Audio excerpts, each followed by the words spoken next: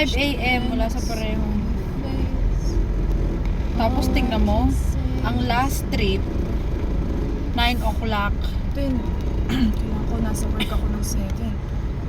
I can't. So, 5 a.m. nandyan na tayo. Dating tayo ng 5:30. Tapos tayo na... Hindi, Joy, kailangan. Oo. 6:30. Kailangan 4:30, alis na tayo. Oo nga, 6:30 earliest. Hindi tayo makakauwi ng 30 minutes. Expect ka mga 8 na tayo makaka-uwi, 8:30. Kailangan makasabihan natin si Daddy. Hindi pwede kasi hindi alam ni Daddy tutulong kay Ate Abby sa papel. Siya nagsusulat sa ticket. Alam mo, natutuwa ako kay Ate Abby. Kasi, Hindi siya sobrang tanga. Hindi siya tanga actually. may common sense. Common sense siya. Tsaka, marunong siyang makisama. Although, hindi lang talaga siya magaling sa computer, kaya tinuturo mo yung kahit basic. Hindi mo pwede si Julie bukas kahit half day. Ay, naku, hindi mo maasahan yun. Nag-leave group na nga.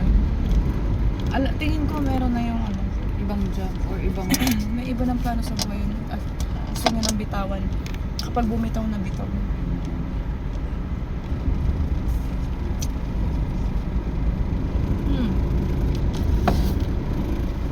Hindi ko gusto ang creamer, buti hindi ako naglagay. Pero matapang yung ano, kape.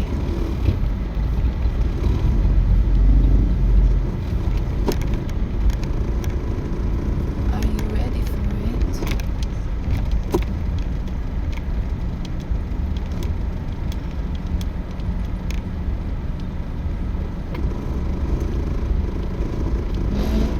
Sige, pasok.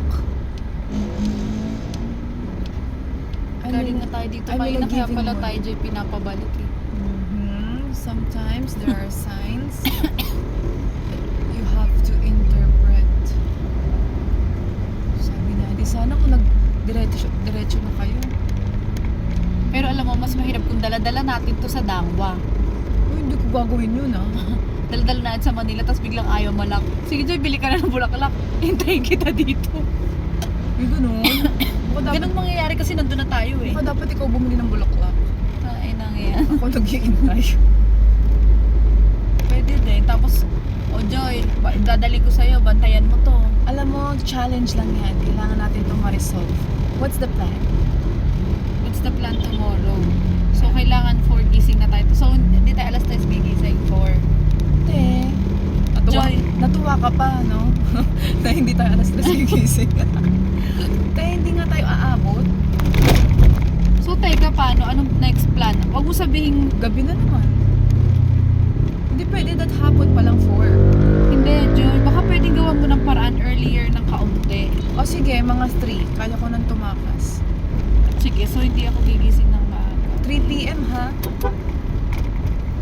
3 p.m. ha? Hindi natin nagawa yung 29 mamimili. Baka, baka Dati 30 tayo, di ba? 30 tayo namimili, oh.